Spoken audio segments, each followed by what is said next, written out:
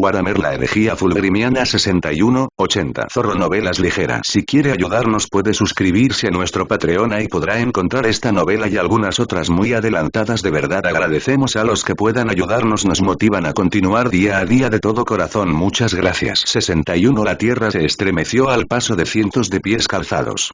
Inmóvil, con la armadura bloqueada y al mínimo, yacía sobre la ceniza volcánica y el polvo. Sus sensores estaban en modo pasivo, el Volter con el cargador bloqueado a un lado, prácticamente inservible, y una espada forjada por la Legión aferrada en su mano, con sangre seca manchando su superficie, antaño prístina. Bajo él, en lo profundo de los interminables túneles y cavernas, se encontraban casi 80 orcos. Se estaban dando un festín, comiendo su subespecie más pequeña, los Gretchin. Unas risas guturales sonaban extrañas allí. Muchas cosas se habían vuelto extrañas desde que el Khan los traicionó. El box hizo clic una vez, 2 veces. Torgun Khan respondió con sus propios clics, 3 en rápida sucesión. Enemigo inconsciente. Tómalos rápidamente. A lo largo de la cresta, 2 docenas de figuras cubiertas de ceniza se alzaban, revelando colores marfil, dorado y rojo. Sus armaduras comenzaron a activarse, los sensores se activaron y sus yelmos se iluminaron con información y estadísticas. La mayoría no llevaba volteres, la munición escaseaba y lo poco que quedaba se conservaba, pero todos portaban espadas de energía, espadas sierra, lanzas de energía, agujas sierra o hachas sierra. A Torgun no le importaba la falta de potencia de fuego. Desde la traición del primarca, el combate cuerpo a cuerpo era lo único que podía calmar su ira ardiente. Los cicatrices blancas se acercaron a los orcos, tan silenciosamente como les permitía la armadura Mark II. Se movían como depredadores hambrientos, desesperados por la presa, pero pacientes para asegurar su éxito. Habían permanecido en la cresta durante 3 días, esperando a que los orcos de abajo se desplegaran en la guerra incesante en las cavernas de Chondax. Cientos se marcharon, dejando solo a este pequeño grupo para proteger su depósito de suministros. No era el primer depósito que Torgun destruía, ni sería el último. Sin posibilidad de reabastecimiento, los marines espaciales se vieron obligados a buscar comida entre sus muertos y los xenos. Deplorable, pero para sobrevivir, algunas cosas desagradables deben suceder. Algunas legiones pueden haber tenido dificultades sin un reabastecimiento constante, o no se adaptaron bien. Para la quinta legión, no era la primera vez que se las arreglaban con lo que tenían o podían tomar. Era un factor de vida. El Khan guió a sus hombres mientras se acercaban al perímetro de los pieles verdes. 3 eran vigías, aunque era evidente que se sentían seguros a estas alturas en territorio orco. 3 astartes se acercaron y 3 orcos cayeron. El sonido de sus cuerpos desplomándose en el suelo fue ahogado por el festín y el ruido de los demás xenos. Rodear al enemigo tomó varios minutos. Otras 8 bestias fueron asesinadas mientras los cicatrices se preparaban para la carga. No se pronunció palabra alguna, solo clics. Incluso los orcos podrían estar monitoreando el tráfico box, pero los clics probablemente estarían asociados con interferencias. Torgun estaba más que dispuesto a aprovecharse de tal descuido. Una vez en posición, el Khan hizo clic una vez. Ataque. Los cicatrices emergieron de detrás de varias rocas y montones de ceniza, avanzando a toda velocidad. Torgun decapitó a una bestia enorme antes de que se diera cuenta de que los atacaban. Torgun esquivó el hachazo de otro, penetrando al orco con su espada. La espada de energía cortaba la carne con la misma facilidad con que un cuchillo afilado, monomolecular y caliente corta la mantequilla. Una maldición en gótico bajo atrajo su atención hacia la izquierda. Una de las espadas sierra de su hermano de batalla se clavó en el músculo grueso y el tendón compactado del pecho de un piel verde. Otro orco se acercaba para matar al astartes enredado. Alzó su propia arma, un garrote con punta de metal. Un destello de luz proveniente de la cresta parpadeó y la bestia recibió un rayo, explotándole el pecho. Continuó arrastrándose hacia el hermano de batalla, pero el legionario había recuperado su espada y ejecutado al xenos herido. Torgun vio más destellos desde la cresta. Los francotiradores usaban su reserva de birrotes para matar a los orcos amenazantes o salvar a sus hermanos en apuros. El Khan alzó la espada en señal de saludo y volvió a la refriega. La batalla, aunque una palabra más apropiada habría sido escaramuza, terminó varios minutos después. Los astartes no sufrieron bajas. Todos los enemigos estaban muertos. Sus cuerpos, cubiertos de gelatina de Prometium, estaban en llamas. Se tomó munición compatible y se distribuyó entre los legionarios. El Volter de Thor ahora contenía 11 bigotes, menos de la mitad de su capacidad. Al abrir el comunicador, habló por primera vez en días. Bien hecho, hermanos. Regresamos a la base. Los 27 marines espaciales abandonaron la cámara de la caverna, dirigiéndose hacia su santuario de relativa seguridad.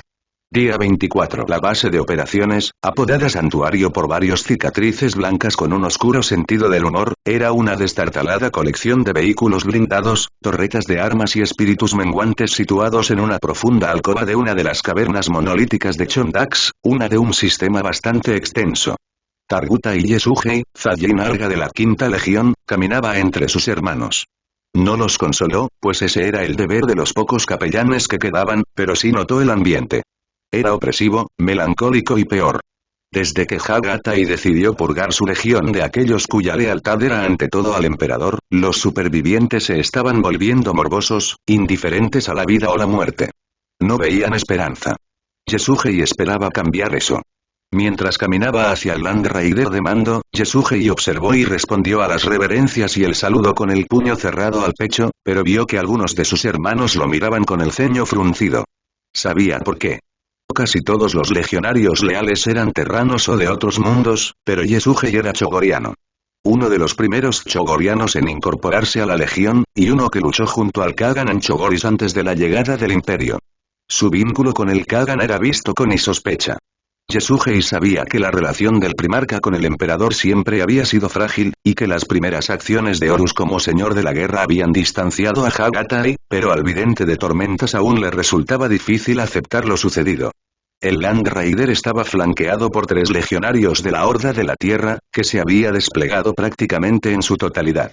Tras pasar junto a ellos, abrió un canal de voz con el ocupante. No Yan-kan, necesito hablar contigo. Ingresar. Yesugei entró en el tanque modificado de los marines espaciales, diseñado para funciones de mando más que de combate. Contaba con varios emisores de voz, sensores Auspex de largo alcance y más. El cicatriz blanca que observaba una placa de datos era viejo, pues había sido uno de los primeros legionarios de la V cuando se fundó en Terra. Cuando el primarca fue descubierto por el maestro de la humanidad, Gemulan era capitán. Tras adoptar títulos chogorianos, fue Khan y luego ascendido a Noyan Khan. Gemulan era el único de ese rango considerado más leal al emperador que el Gran Khan. Ahora, lideraba a los supervivientes en su guerra contra los orcos que infestaban el planeta. El oficial se volvió hacia el vidente de tormentas. ¿Sí, Yesugei? La voz sonaba cansada, muy cansada. Quizás tenga una forma de contactar con el imperio. La mirada de Gemulan se fijó en el otro Scar. ¿Estás seguro? No lo digas a la ligera, meteorólogo. Los demás no necesitan dejarse llevar por falsas esperanzas. Yesugei asintió, comprensivo.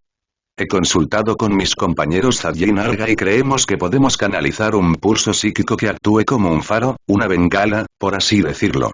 Ustedes no son astrópatas, sus poderes están en otra parte. El vidente de tormentas ladeó la cabeza en señal de reconocimiento. Así es, pero hemos teorizado que si combinamos nuestro potencial psíquico y prestamos nuestro poder a un solo vidente de tormentas que actúe como conducto para alimentar la señal, podríamos crear esta bengala faro. Gemulan asintió, confiando en la información de su hermano. ¿Riesgos? Hay 2. Primero, los orcos tienen pocos o ningún psíquico en sus filas, los bichos raros, pero como especie son sensibles a la disformidad, capaces de detectar un uso psíquico significativo o prolongado. Sabrán dónde estamos y atacarán. ¿Y el segundo? Los videntes de tormentas nos veremos obligados a abrirnos a la disformidad, lo que permitirá la posible interferencia de los Yaksa. Necesitaremos ser vigilados y, de ser necesario, eliminados. Gemulan reflexionó sobre esto durante unos segundos. Sí que hay riesgos, pero es mejor que esperar a morir. El Noyan Khan se puso de pie. Muy bien, Yesugei, tienes mi permiso para proceder. Ten cuidado, hermano. Siempre lo soy. Día 27. Los preparativos tardaron 3 días. La introspección y la purificación mental prepararon a los 19 videntes de la tormenta para la tarea que les aguardaba. Se seleccionó una cámara contigua a la caverna principal, revestida de cristales y pepitas de metales en bruto, para el ritual. Yesugei estaba en el centro, con líneas de poder dibujadas en la arena negra, rodeado por los otros 18. Todos formaban un círculo, rodeados de protecciones, aunque débiles y temporales, era mejor que nada. Gemulan había informado a los demás, y se prepararon para la batalla. Yasuhei observó que 3 escuadrones entraban en la cámara y se posicionaban alrededor de los psíquicos astartes. El comandante se dirigió hacia Yasuhei. «Ah, Torgun-kan, es bueno verte de nuevo». «Igualmente, vidente de tormentas», respondió el terrano formalmente, mientras otros estaban presentes. Desde que comenzó la guerra en Chondax, Torgun y Yasuhei se habían conocido, hablando de su propósito en la Gran Cruzada y sus respectivos deberes. Esa relación se había convertido en una respetuosa amistad. «¿Sabes qué hacer?», le preguntó al oficial de línea. Torgun asintió. «Bien. Entonces empecemos». Yasuhei alzó su bastón y lo clavó en el suelo. «Hermanos», les dijo a los demás meteorólogos, «abrid vuestros corazones a los elementos, abrid vuestras mentes, aprovechad la energía que hay allí, pero tened cuidado. Los depredadores acechan aquí». En cuestión de instantes, comenzaron a cantar, prestando su fuerza a Yasuhei, cuyo bastón brillaba con un destello azul blanquecino. Yasuhei acumuló su poder, sabiendo que al desatarlo, los engendros de la disformidad comenzarían a acercarse y los orcos se pondrían alerta. Con los ojos cerrados, esperó a que el poder aumentara hasta el punto de no poder contenerlo. Se volvió doloroso, embriagador en su agonía, sus sentidos se agudizaron desmesuradamente y la oscuridad lo rodeó, pero la ignoró. Los Yaksa no lo tentarían, sin importar su fuerza. Agarrando su bastón, abrió los ojos y estos emitieron el mismo color blanco azulado que el bastón. Empecemos.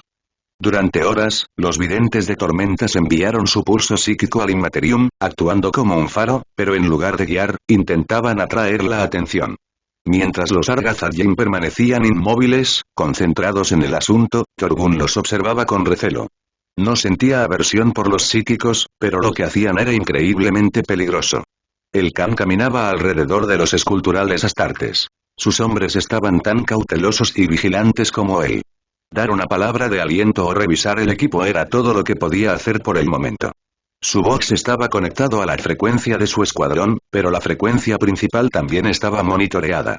Por lo tanto, Torgun oyó cuando el Noyan Khan dijo: «Los orcos están aquí». El santuario había sido elegido por su aislamiento de las demás cavernas, además de ser fácilmente defendible. Con un buen suministro, los defensores podían contener un ataque indefinidamente. Pero la situación era precaria, lo que obligó a Gemulan Noyan Khan a formar filas para bloquear la pequeña entrada al santuario. Los que portaban escudos y lanzas iban al frente, con varios más de apoyo, mientras que las pocas armas pesadas que quedaban se encontraban a bordo de los 3 Land Raiders que habían sobrevivido. La primera señal de los Xenos fueron los gritos y vítores de guerra a lo lejos. Luego vino el estruendo del suelo. Lo último fue su aproximación.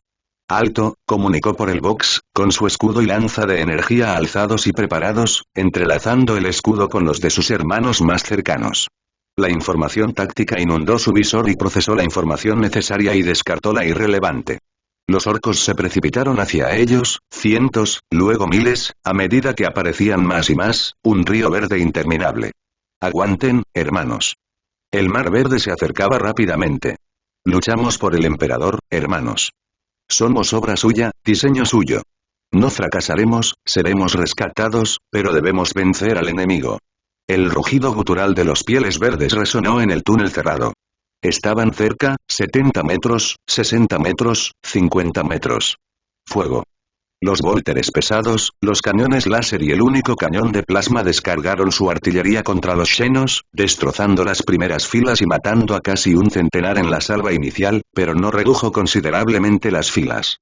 A pesar del peso del fuego, muchos orcos lograron abrirse paso, tal era su número. Los orcos que se enfrentaron a los marines espaciales se toparon con un muro de 73 escudos de tormenta. Los escudos de tormenta, utilizados en abordajes, eran tan altos como cada astartes, lo suficientemente anchos para protegerlos y tan gruesos como el palmo de una mano. Gemulan atravesó fácilmente la cabeza de un orco con su lanza de energía. Empuja. El muro de ceramita y plastiacero dio un paso, obligando a algunos orcos a caer, solo para ser asesinados por la segunda fila de legionarios, cuyas espadas rápidamente quedaron empapadas de sangre. La lanza de Gemulan atravesó el pecho de un orco, matándolo, pero sus compañeros la sujetaron fuera de su campo de poder, impidiéndole recuperarla. «Abajo», ordenó. Las 3 primeras filas se arrodillaron mientras la cuarta y la quinta disparaban un cargador completo de vólteres contra los orcos. Al cesar el fuego, los legionarios se levantaron. Gemulan recuperó su lanza de las manos alienígenas muertas. Empuja. Un hermano de batalla cayó, con el yelmo agrietado por un orco que saltó con un hacha. La línea se desplazó para cubrir el pequeño hueco dejado por el legionario caído. El orco fue rápidamente abatido por quienes se encontraban tras el cicatriz muerto. El escudo y la lanza fueron recogidos y la línea se recompuso. Empuja. La cadencia de fuego por detrás disminuía, la munición se agotaba, las cargas de energía se agotaban y las bobinas de plasma se sobrecalentaban. Cientos de pieles verdes estaban muertos, solo un legionario muerto, pero esa proporción no duraría. Termina la baliza, Yasuhei, termínala. Apareció como un fuego azul en su mente. Yasuhei estaba de pie junto a él, dirigiendo los flujos, concentrándolos. Los otros 18 astartes psíquicos le entregaron su poder, alimentándolo. En el Inmaterium, se encontraban en un campo abierto en Chogoris, rodeados de hierba de tallo cottage. Un aullido de malevolencia llegó hasta ellos. Más ellos vienen más. En el mundo real estaban inmóviles, pero aquí podían moverse, podían luchar. Solo que él no podía participar. La dirección y gestión de los flujos absorbía toda su atención. Los tallos crujieron y emergieron engendros de la disformidad, adoptando diversas formas depredadoras de Chogoris. Los psíquicos alzaron sus espadas y bastones. Ningún Volter podría dañarlos, solo armas ancestrales podrían desterrar a los seres ancestrales de este reino. Mientras los psíquicos luchaban, sabiendo que si perdían allí, quedarían expuestos a la posesión, lo hicieron con furia contenida, bloqueando, esquivando y ejecutando golpes con destreza. Yasuhei estaba orgulloso de ellos, pero sabía, como ellos también, que no todos sobrevivirían. Jaiso Guia fue el primero en morir, con las piernas destrozadas por un Yaksa que imitaba a un depredador Fokorai. Cuando Jaiso cayó, continuó luchando, pero una docena de Yaksas se abalanzaron sobre él, y sus gritos de muerte eran de desafío. Torgun, uno ha caído. Uno ha caído. Gritó Yasuhei mientras se acercaban más demonios. Más y ha caído. Uno ha caído. Las palabras eran un susurro, pero provenían de dentro. Torgun sabía quién las enviaba. Sus ojos recorrieron a los videntes de la tormenta, buscando alguna señal. Todos permanecían inmóviles, con el rostro concentrado. Debería haber sido el Yaksa y el vidente de tormentas Jaiso Guia empezó a temblar. Uno de sus legionarios se acercó para ayudar. Hermano, estás. El bastón del vidente de tormentas atacó, hundiendo la coraza de las Tartes, aplastando sus órganos y matándolo instantáneamente. Jaiso abrió los ojos y estaban rojos por la muerte. Jaiso, advirtió Torgun, desenvainando su espada. Una voz profunda y llena de odio respondió, con palabras cargadas de promesas asesinas. Ya no hay más y. Torgun se abalanzó sobre el Yaksa, activó la espada y el demonio preparó su bastón que ahora se transformó en una maza. Los demás astartes corrieron a encontrarse con el poseído vidente de tormentas. El demonio asestó un revés a Torgun, enviándolo contra la pared cristalina. Agarró el yelmo de un legionario, aplastándolo como si fuera fruta podrida. Otro hermano descargó su Volter contra la bestia, debilitándola, pero sin matarla. Torgun se incorporó, apretó los dientes y se reincorporó a la lucha. Habían pasado horas. La munición estaba casi agotada, los orcos eran inagotables. Las bobinas de plasma estaban quemadas. El cañón láser solo tenía potencia suficiente para disparar 6, quizás 7 tiros. El Noyan Khan esquivó el golpe de un martillo con púas, permitiendo que los astartes que lo seguían mataran al portador del martillo. Empujar. Otro paso, otros 100 orcos muertos y otros 2 cicatrices blancas muertos. Más de 40 cicatrices estaban muertos ahora. Date prisa, Yasuhei, hazlo ahora. El fuego ya estaba más alto, alcanzando las nubes. Este infierno estaba listo. Al girarse para mirar a sus hermanos, vio que 6 estaban muertos, sus cuerpos ahora poseídos por el Materium. Arrodillándose en el suelo, escribió sigilos de poder y protección, hablando en corchín. Al terminar, se puso de pie de nuevo. Hermanos. Gritó. Manténganse firmes. Sosteniendo su bastón con ambas manos, lo golpeó contra la tierra y la llama se elevó en espiral hacia el cielo con más llamas extendiéndose hacia afuera para abarcarlas a todas. Torgun decapitó al cuarto vidente de tormentas poseído, asesinado antes de que pudiera manifestarse. El temblor era señal de posesión. Había perdido 13 hermanos para matar a 4, y quedaban 2. Mientras los marines espaciales empuñaban sus espadas para luchar contra los dos restantes, una ola azul de energía proveniente de Yesgei recorrió la cámara. Los dos poseídos cayeron, desterrados. La ola continuó expandiéndose. Otro orco murió, pero su lanza se perdió, arrastrada por la masa de cuerpos. Gemulan desenvainó su espada. Al levantarla, estaba a punto de gritar una orden cuando una ola azul lo atravesó. No les hizo ningún daño ni a él ni a sus hombres, pero los orcos cayeron al suelo, retorciéndose de dolor y agonía. La sangre les manaba de los ojos, la nariz, la boca y las orejas. Los legionarios se quedaron en guardia por un momento, recelosos de los trucos, pero los orcos moribundos permitieron que una ovación brotara de ellos, con las espadas en alto y los pechos golpeados por puños blindados. Se acabó. La señal se había enviado. Se había enviado. Día 29. Los Argathayim tardaron 2 días en despertar, pues sus cuerpos habían caído en un profundo sueño para recuperarse de la agotadora experiencia. 100 cicatrices montaban guardia, en parte como protectores y en parte como verdugos si los hombres que despertaban no eran los mismos que se habían quedado dormidos. 13 videntes de la tormenta se habían quedado dormidos, pero solo 10 se levantaron sanos de espíritu y mente. 3 enfrentaron una lucha interna y recibieron la paz del emperador. Yasuhei fue uno de los que despertó, y se sintió cansado, agotado y gastado, pero contento. ¿Funcionó?, preguntó Gemulan, de pie frente a los videntes de la tormenta, con su armadura ennegrecida y sucia por el combate. Sí. La bengala se ha encendido y se ha mostrado a todos los que pudieron verla. Solo podemos esperar que alguien la haya notado y descubra su naturaleza. Gemulan gruñó. Lo mejor que podíamos haber esperado. Yasuhei inclinó la cabeza en señal de acuerdo. El vidente de tormenta se enderezó ante su comandante, apoyándose en la roca. ¿Cuántos orcos quedan? El ceño de Gemulan se acentuó. Todos en un radio de 50 kilómetros a la redonda murieron por el pulso, pero aún quedan miles más. Gemulan se giró para observar a los legionarios que se recuperaban. Lo que vio lo llenó de satisfacción por su resiliencia. Y los mataremos a todos. Día 337. El sol salió sobre Chondax, un tumor rojo y ascendente que rompía el horizonte a medida que ascendía. Aren observó la bola de fusión durante horas, mientras la temperatura subía rápidamente. Su espíritu estaba teñido de melancolía, con el cuerpo y el alma agotados por los 337 días de infierno. Se acercaba el año de la purga, y los marines espaciales supervivientes apenas representaban un tercio de lo que eran cuando descendieron a la superficie en lo que se creía que sería la última batalla por el planeta. Desde el pulso psíquico enviado al Immaterium, los Astartes habían rastreado las cavernas, aniquilando a los pocos Xenos que quedaban. La última amenaza orca significativa había sido eliminada hacía 3 meses. Ahora quedaban pocos, si es que quedaba alguno, con vida, y se acobardaban ante los legionarios superiores. Llevaba un guantelete en el hombro. Girándose, le hizo un gesto a su ayudante, Sanko. Los 14 Astartes se abrieron paso por la superficie quebrada de Chondax, recorriendo 30 kilómetros en 2 horas por terreno semiagreste. Finalmente, llegaron a un abismo. Su punto de entrada. Descendiendo a la tierra, descendieron. Usando espadas de combate para detener la caída, el viaje les llevó otra media hora antes de tocar tierra. Una vez que los 14 descendieron, corrieron rápidamente hacia la base, llegando al santuario poco después.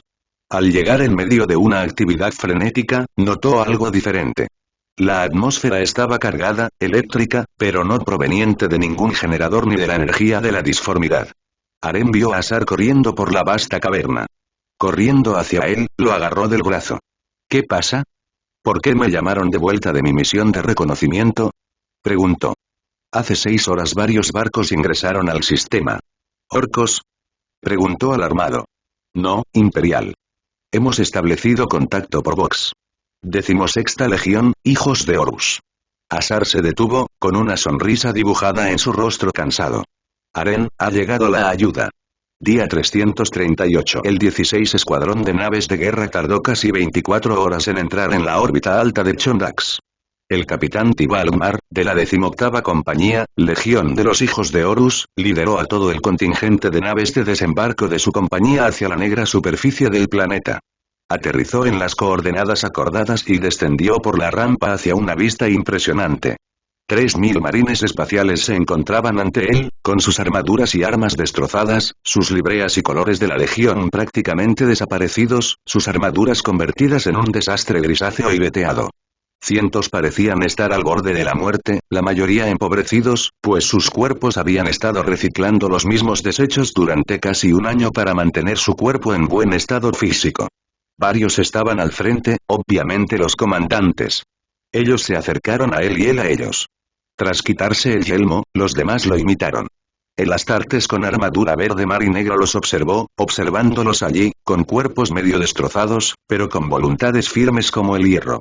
Mar reconoció al veterano canoso que iba al frente. Saludando, inclinó la cabeza respetuosamente.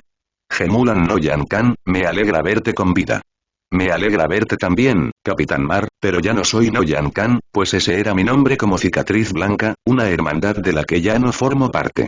Abandonamos nuestros nombres y tradiciones chogorianas hace muchos meses. Gemulan miró a sus hermanos. Hemos dejado atrás los nombres que una vez llevamos al servir al halcón de guerra. Ya no se me conoce como Gemulan no Yankan de la Horda de la Tierra, sino como Comandante Rel Felsar. Quienes están a mi lado fueron conocidos como el Vidente de Tormentas Targuta y Yesuge y Torgun Khan, ahora llamados Bibliotecario Jefe Argunasar y Capitán Arenes Benseyen. Ya no somos Cicatrices Blancas, ni siquiera la Quinta Legión. Somos Sayar Mazan, la Hermandad Rota, los Hijos del Suicidio. Nos uniremos a la Gran Guerra. No nos detendremos hasta que el architraidor muera. No nos detendremos hasta que el cráneo del quinto primarca descanse ante el trono dorado. Esto último provocó vítores guturales de los antiguos Cicatriz. Mar asintió con admiración. Bien, comandante Felsar. Tengo órdenes de mi primarca de incorporarte al rebaño imperial para que nos ayudes a luchar contra los traidores. Nos llevó muchos meses llegar aquí, meses más de lo previsto, pero ahora podemos reincorporarnos a la guerra. ¿Este escuadrón es todo lo que trajiste de Terra? Preguntó el capitán Svenseyen, vacilante. Mar negó levemente con la cabeza. Esto no es más que una unidad de exploración. El señor de la guerra ha enviado a la mayor parte del 16 a combatir a los traidores. Permanece en el mundo del trono para coordinar el esfuerzo bélico, con una guardia de honor y una reserva estratégica. Arena sintió ante eso, contento. Ahora indicó Mar, dejemos esta roca. Los Sayar Mazan no necesitaron más aliento y llenaron rápidamente las bodegas vacías de las naves de desembarco reunidas.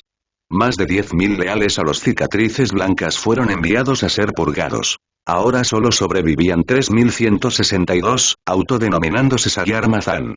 Pero esos supervivientes estaban listos para luchar contra los traidores, pero aún más importante, listos para luchar por el emperador contra su padre y sus hermanos. Los relojes dieron la medianoche, las campanas de todo el palacio repicaron profunda y pesadamente. El repique metálico resonó por los majestuosos y suntuosos pasillos, corredores, cámaras, jardines, patios y más. En una habitación en lo profundo del palacio interior, a no más de 5 kilómetros de la sala del trono, había una vasta cámara llena de cogitadores avanzados, pantallas pictográficas y boxcasters. La ingente cantidad de información entrante y órdenes enviadas de una galaxia en guerra era apoyada por 50 telares de datos a medio kilómetro bajo el suelo de mármol de la cámara. Los ocupantes iban desde tecnosacerdotes que supervisaban a los observadores de datos, operadores de cogitadores y tecnólogos, mientras que oficiales del ejército imperial y de los marines espaciales examinaban minuciosamente los informes de batalla y las listas de bajas. En su centro flotaba un mapa hololítico de 15 metros de la galaxia, girando lentamente. El azul representaba las fuerzas imperiales, el carmesí los traidores, el amarillo las batallas en curso, el naranja los secesionistas, el blanco una alianza desconocida y el gris el espacio inexplorado. La cámara se conocía como el Strategium Imperialis, y era donde el comandante militar del imperio dirigía la guerra contra el comandante de guerra. Las puertas reforzadas de Adamantium se abrieron con un siseo para dar paso a 3 primarcas, seguidos de varios de sus descendientes. Cientos de hombres y mujeres permanecieron de pie en señal de respeto, todos los presentes. Los semidioses se detuvieron en el estrado de observación. Horus Lupercal, 16º primarca, primero encontrado, hijo favorito del emperador y señor de la guerra del imperio, se erguía alto y fuerte, el epítome de la fuerza y el carisma hechos carne. Sus ojos eran grises, con destellos azules y verdes entre ellos, su noble rostro esculpido como si fuera piedra. A su derecha se encontraba Rogal Dorn, el séptimo primarca, el hijo estoico, puño del emperador, el vigilante y pretoriano del emperador. Resplandeciente con su armadura dorada, Dorn cruzó los brazos mientras estudiaba el holomapa. A la izquierda de Horus se encontraba el decimocuarto primarca, el segador, señor de la muerte de Barbarus, Mortarion. El respirador de intrincado diseño, obsequiado por el emperador en su primer encuentro, emitía un silencioso suspiro mientras el primarca inhalaba y exhalaba. Su segador, Perseverancia, siempre a mano, al igual que dos Velo de la Muerte que se mantenían a 49 pasos de distancia, atentos a asesinos y amenazas, al igual que los guardaespaldas Lupercios de Horus y los Huscarles de Dorn. La noche de los cuchillos silenciosos había demostrado que el architraidor contaba con apoyos en el mismísimo palacio, y la seguridad de los tres primarcas leales no podía correr ningún riesgo. El señor de la guerra miró el mapa, notando los cambios desde el día anterior. En las 12 horas que llevaba fuera del Strategium, la situación había empeorado, con pocas excepciones. La guerra apenas llevaba 6 meses, pero había causado mucho más daño al imperio de su padre que los 200 años de cruzadas anteriores juntos. Flexionando la mano que portaba la garra, se aclaró la garganta. Todas las miradas estaban puestas en él, esperando su orden. Empecemos. En ese instante se oyeron sonidos de cuerpos sentándose, sillas crujiendo, voces murmurando y zumbidos de energía en aumento. Los tres primarcas, sus asistentes y mensajeros, listos para recibir órdenes, se prepararon para otro largo día de organización y dirección de la Guerra Civil Galáctica. Transcurrieron 12 horas en el Strategium. Se enviaron órdenes, se recibió nueva información de la Ciudad de la Visión y del Mando Terran, lo que obligó a editar y reenviar ciertas órdenes. Se ordenó a los grupos de batalla que se desplazaran de un sector a otro, a las divisiones del ejército que avanzaran, se retiraran o se mantuvieran en 1000 sistemas estelares, y se enviaron fuerzas de marines espaciales a atacar a las fuerzas traidoras. Horus tomó nota de la información de que Perturago había arrebatado Olimpia a los rebeldes y estaba recuperando los recursos disponibles de la Cuarta Legión para reunir una poderosa flota de guerra en su sistema natal. El señor de la guerra leyó rápidamente el comunicado de su hermano, asintiendo al terminar. Mirando al mensajero, dijo: «Dile a mi hermano que he recibido su mensaje y estoy de acuerdo con su contenido. Puede proceder como le parezca». El mortal vestido de gris hizo una reverencia y se marchó para llevar el mensaje a la Ciudad de la Visión. Los informes del día llenaron la mente del señor de la guerra, analizando cuidadosamente lo que era más importante que lo era menos. Sanguinius había llegado a Baal Secundus, reclutando nuevos legionarios y realizando reparaciones rápidas en la flota de la 9ª Legión, reparando algunos de los daños sufridos en Bellanor IV. Rus seguía el rastro de Magnus, rumbo al borde galáctico, aunque espías de confianza en las filas de Fulgrim informaron de que cientos de astartes de la 15ª Legión formaban parte de la 28 Flota Expedicionaria y que las pesadillas de un gigante rojo tuerto atormentaban a muchos mortales. Comunicarse con Rus era prácticamente imposible, ya que el aumento de las tormentas disformes dificultaba incluso intentar la comunicación astropática de largo alcance. Se había perdido el contacto con el reino de Guilliman. La última información conocida era que los Manos de Hierro y los portadores de la palabra estaban devastando Ultramar, con miles de millones de muertos ya y Guilliman a la defensiva en los 500 mundos. Lionel Johnson había informado a Terra de que estaba al tanto de la herejía, pero no podía retirarse de la campaña de los mundos escudo, pues su legión estaba enfrascada en combates en medio centenar de mundos. El primer primarca declaró que pondría fin a la guerra allí y se dirigiría al mundo del trono lo antes posible. Informes aislados detallaban que Hagatai y sus cicatrices se desbocaban entre mundos indefensos, esclavizando a millones y masacrando al resto. La pérdida del halcón de guerra fue un duro golpe para el imperio y una afrenta personal para Horus. Estaba resentido por su última conversación y había querido enmendar los errores allí expresados, pero su orgullo y sus deberes interferían con la disculpa que pretendía ofrecerle a Hagatai. Con el Khan traicionando al Fénix, esa disculpa jamás ocurriría. El quinto ya no era su amigo, sino un enemigo a quien despreciar. Aunque la mayoría de las acciones del Khan fueron contra mundos sin importancia, varias batallas se libraron por depósitos de suministros, puntos de reunión y astilleros. Dondequiera que se aventuraba el halcón de guerra, solo dejaba muerte y ruinas humeantes. Las flotas de terror de los amos de la noche plagaron el imperio, obligando a cientos de mundos a cambiar de bando por miedo. Aquellos que no lo hicieron fueron ejecutados sin piedad, como en el caso de Murdoch. Con el asesinato como ejemplo, incontables billones de personas se unieron a los fenicios, sin importarles que ahora eran rebeldes. Solo pensaban en su seguridad inmediata. Curce y muchos de sus legionarios encabezaron el avance traidor, preparando mundos para la llegada de la ofensiva principal traidora o asegurando que el caos reinara en mundos que se dignaban a ser conquistados por el architraidor. Los devoradores de mundos de Angron protegían los flancos de las principales ofensivas, asegurándose de que nadie pudiera detener el avance hacia Terra. El Ángel Rojo rompió un contraataque imperial tras otro, avanzando a toda velocidad para aprovechar las fuerzas leales, desbordadas. Se había visto a contingentes de la Guardia del Cuervo luchando junto a los devoradores de mundos, lo que contradecía directamente otros informes que indicaban que la 19ª Legión atacaba desde la oscuridad contra la rebelión, asesinando a oficiales traidores e interrumpiendo sus líneas de suministro. Aunque era evidente que Corax luchaba por el emperador, establecer contacto era prácticamente imposible. El Señor del Cuervo se negaba a responder a las llamadas de Horus, dispuesto a librar la guerra a su manera. Con la mandíbula apretada por la frustración, el Señor de la Guerra centró su atención en el mineralítico del límite del sistema solar, cerca de Plutón, donde los supervivientes de la Guardia de la Muerte de Bellanor estaban siendo monitoreados e interrogados, buscando posibles traidores ocultos entre ellos. 19 ya habían sido señalados como seguidores de los Tifón. El segador del Señor de la Muerte pronto los ejecutaría a todos. Los salamandras también estaban en el sistema, pero no eran monitoreados ni interrogados al nivel que experimentaban los 14 legionarios.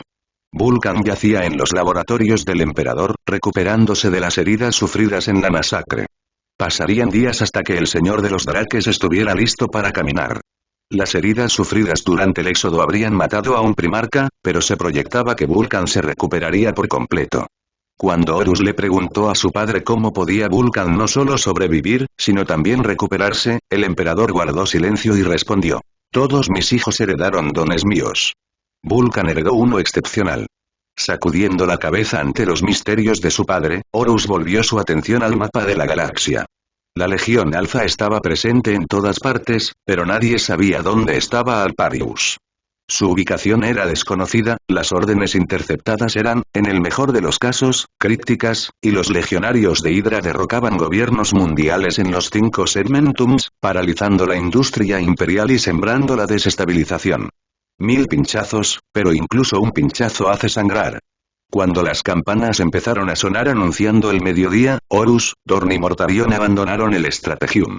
Una docena de oficiales legionarios se quedaron para organizar y priorizar los interminables informes del ciclo del día siguiente. Los primarcas partieron para el almuerzo. Comieron, charlaron de temas triviales, discutieron diversos temas, pero todo terminó en la guerra, como siempre. Estaban hechos para la guerra, forjados para ella, diseñados para liderarla, para librarla. Esta guerra sería su prueba, su crisol. El imperio de la humanidad jamás conocería la paz.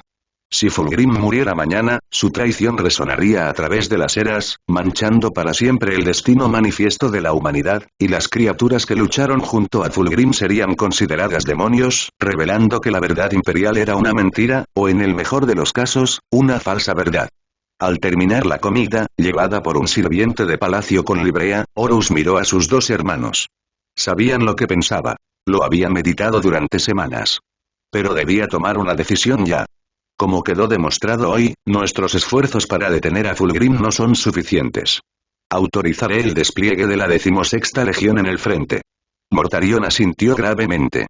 El rostro de Dorn parecía no registrar las palabras, pero Horus sabía que no era así. El pretoriano dijo: «¿Cuándo se lo harás saber?» Horus bebió un sorbo de vino antes de responder: «Esta noche». Darbiel Loken, capitán de la 10ª compañía de la 16ª Legión y miembro del Mournival, contemplaba la luna nueva. La tenue media luna plateada iluminaba el patio.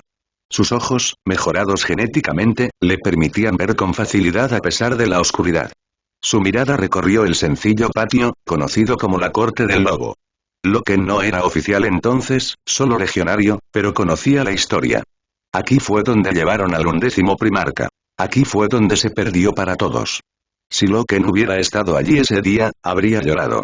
¿Acaso la eliminación del 2º y el 11º era una señal de lo que vendría?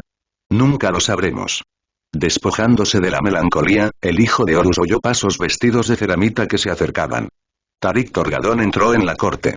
Ambos intercambiaron palabras amables hasta que oyeron a otros dos acercarse. El primer capitán Ezequiel Abaddon y el capitán Horus Aximan, los otros dos del Mournival, se unieron a sus hermanos. ¿Por qué nos han convocado?, preguntó el pequeño Horus. Sospecho que el primarca quiere decirnos algo, bromeó Tarik. Mientras Aximan y Torgadón intercambiaban golpes amistosos, Loken miró a Abaddon. La armadura del primer capitán era distinta a la de ellos, lo que indicaba su liderazgo sobre los Justaerin. Negra contra la verde Marktonia con ribetes negros. Antes de que la conversación pudiera comenzar entre él y Abaddon, otro se unió a su presencia. «Hijos míos», murmuró Horus Lupercal. Los 4 miembros del Mournival se giraron hacia la voz e inclinaron la cabeza, llevando el puño al pecho en señal de saludo. El señor de la guerra se movió hacia ellos. «Hijos míos», repitió, «hoy será un día marcado en la historia». «¿Por qué, Lupercal?», preguntó Torgadón. «Porque este es el día en que los hijos de Horus se unieron directamente a la guerra». El aire se electrizó. Loken vio a Tarik inclinar la cabeza, reflexionando. Aximanda sintió como si esperara esto, mientras que Abaddon parecía y contento, casi aliviado. «Es hora de que el 16 se una al frente, hora de que le echemos la culpa al architraidor. Seréis mi ira, el filo de mi espada.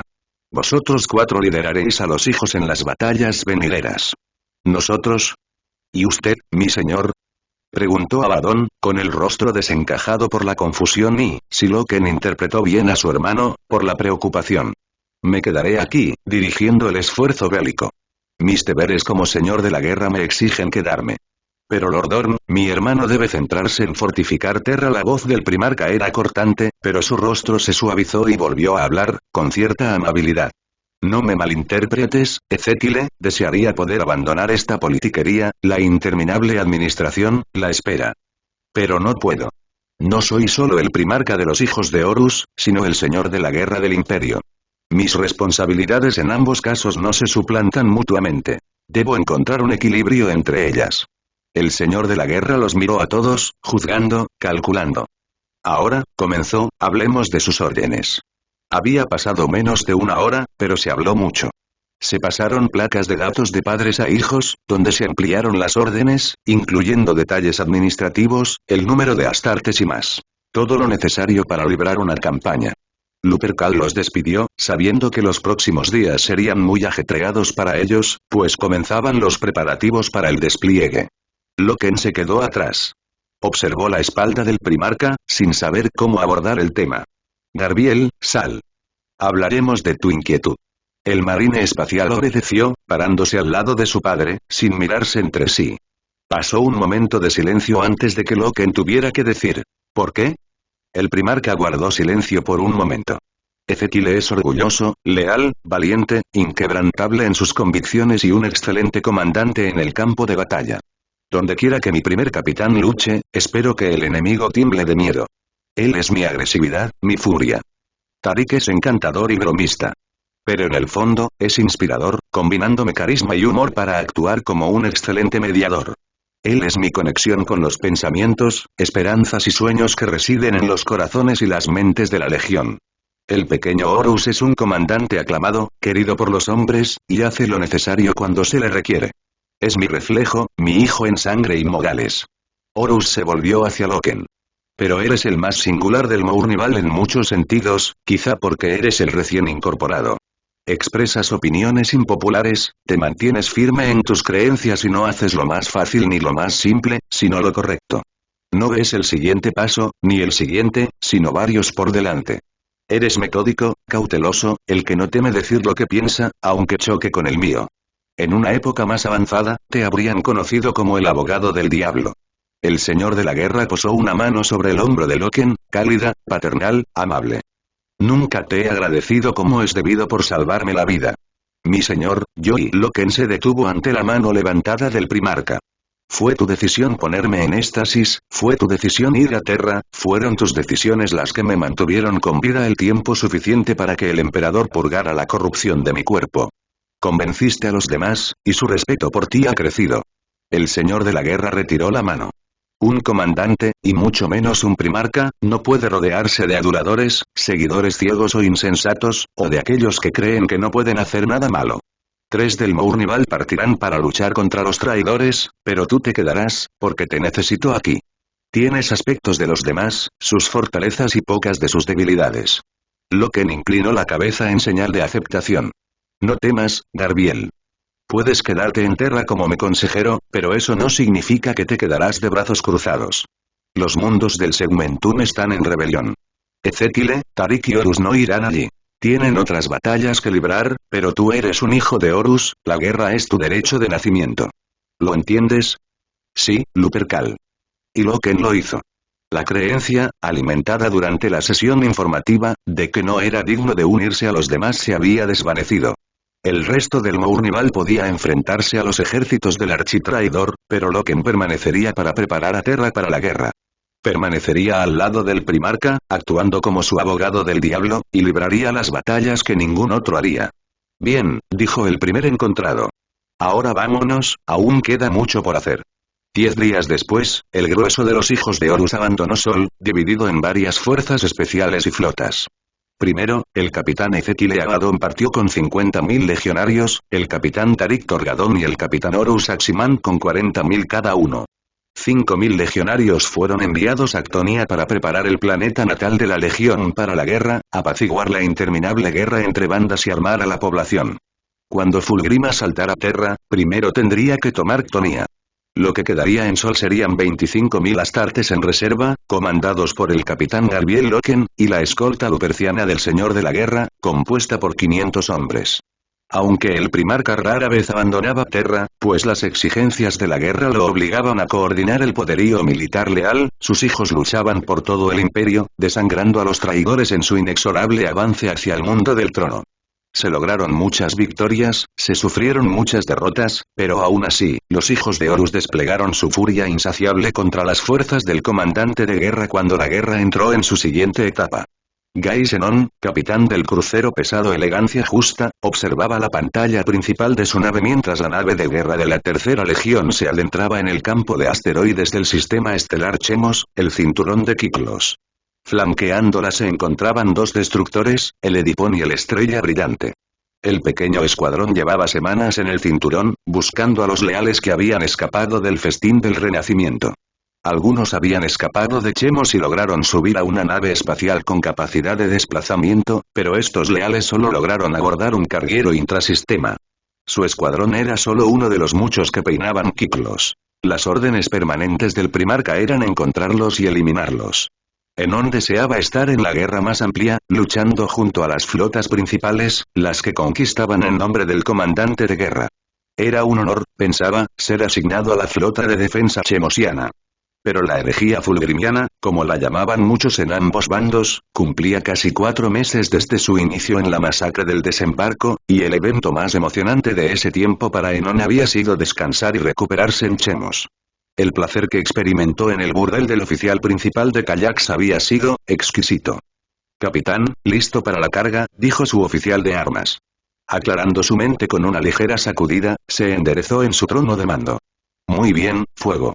Desde uno de los tubos lanzatorpedos de la Elegancia Justa, se disparó una carga explosiva de mayor tamaño hacia una grieta ancha en un gran asteroide. Era lo suficientemente grande como para que el pequeño transportador secuestrado se escondiera en ella. La carga entró y detonó. No fue lo suficientemente fuerte como para destrozar el asteroide, pero sí lo suficientemente potente como para destruir lo que yacía en la grieta. Pequeños fragmentos de roca volaron hacia las 3 naves de guerra, y sus escudos de vacío las desintegraron al impactar. «Informe», ordenó, aunque no pudo evitar el tono de aburrimiento que se le impregnaba. Por suerte, los astartes a bordo no estaban en el puente. El teniente comandante Nipen no era de los que eludían su deber, ni a los que estaban bajo su mando, y el aburrimiento era similar a la elusión en la mentalidad del legionario. Escaneando, el asteroide B3, 774-1 tiene presencia enemiga. No hay restos visibles. Bueno, qué decepción. Se pasó una mano por el pelo ralo y se encogió de hombros. Continúe con el siguiente, contacto. Nave detectada, 600 kilómetros adelante, huyendo, punto de origen. Asteroide B3, 667-E. ¿Uno de los nuestros? Si lo fuera, Enon reprendería al oficial tan estúpido como para estar en su sector. Negativo. Clasificación. Transportista de carga intrasistema, nombre. Dainata. Es ella, susurró. Riendo entre dientes, pensando en la recompensa que recibiría, el capitán abrió un enlace con los legionarios. Señor Nippen, los hemos encontrado. La respuesta fue inmediata. Entendido. Nos desplegaremos pronto. Mi señor, ¿no sería mejor destruirlos a distancia? La voz del legionario destilaba malicia. Silencio, mortal, esto es asunto de la legión. Cuida tus palabras. El sudor le cubría la cara y se le secó la boca al pensar en provocar a los astartes. Por supuesto, mi señor, disculpas. Al menos no tartamudeaba, sabía cómo hablarles. Un gruñido fue la respuesta. Te estoy enviando los datos ahora, dijo Enon, asintiendo con la cabeza al segundo, quien rápidamente transmitió la información necesaria al teniente comandante. En cuestión de segundos, 5 Thunderhawks, con la totalidad de la 16ª compañía del 29º milenio, abandonaron el hangar de elegancia justa. 100 marines espaciales lucharon personalmente y eliminaron a quienes desafiaron a su progenitor genético. Inteligencia informó que los leales a bordo de ese transportador no superaban los 40, como mucho.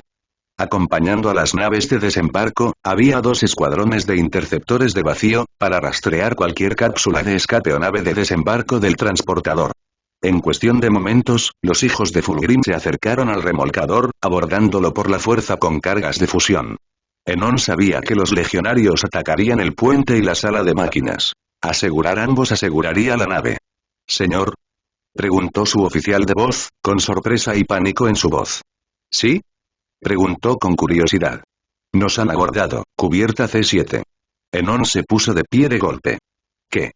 «Nos han abordado, señor. Los escáneres internos informan que al menos 30 marines espaciales están atacando a la tripulación. Los están masacrando», parecía asustada, como debía ser. «¿Cómo subieron a bordo?», preguntó mientras volvía a sentarse. «Nuestros escudos estuvieron bajados durante varios minutos para las naves de desembarco y los interceptores.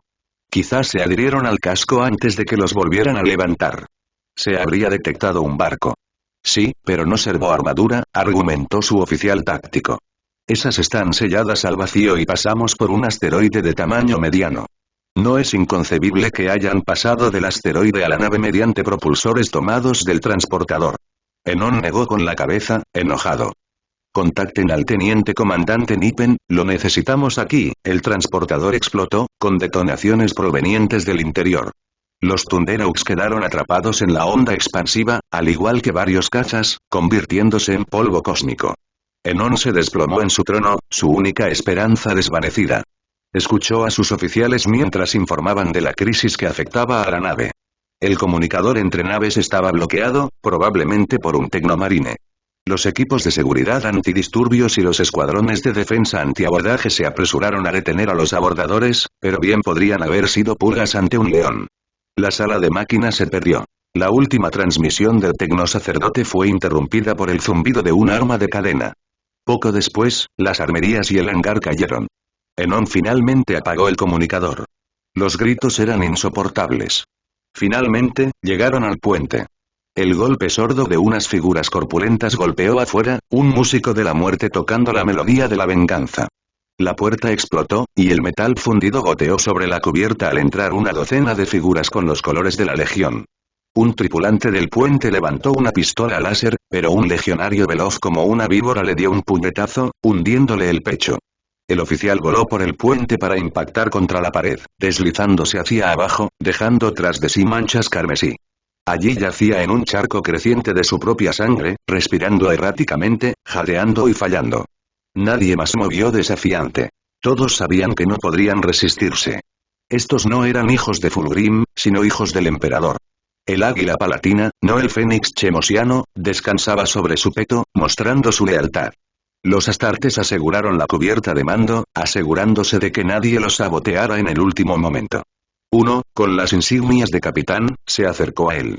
Unas gafas rojas lo observaban desde arriba. Se vio reflejado en ellas y se sintió insignificante bajo esa mirada odiosa. «Capitán, abra fuego contra los 2 destructores». «No, no puedo, eso es traición». Un traidor, que no quiere traicionar, se niega a traicionar a los traidores. «Qué irónico». El oficial sacó su pistola Volter de su cargador. Disparen contra las otras naves ahora o aténganse a las consecuencias. Enon se hundió aún más en su trono, con los ojos temerosos clavados en la pistola. No puedo. Me matarán si lo hago. El marine espacial se arrodilló en el suelo de plastiacero. Si no lo haces, te mataré.